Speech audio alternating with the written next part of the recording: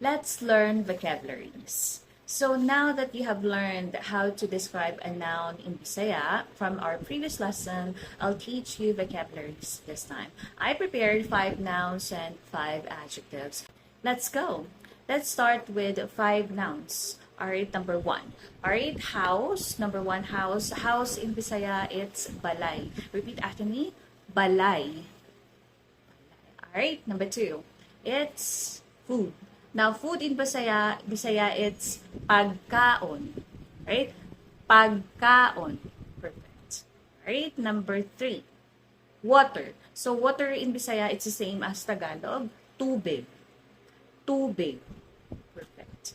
Alright. And the 4th one, vehicle or car in Bisaya, it's sakyanan. Repeat after me. Sakyanan. Perfect. Alright. Lastly, we have child. So, child in Bisaya is the same as Tagalog also. Bata. Bata. Alright, so those are the 5 nouns. We have, okay, let's review. House, balay. Secondly, food, pagkaon. Third, water, tubig.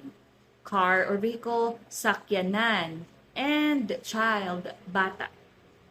Now, let's go with our 5 adjectives. So, the first one is big. Now, big in Bisaya, it's dako. Dako. Right? Repeat after me. Dako. Perfect. 2, small. Alright, small, it's gamay.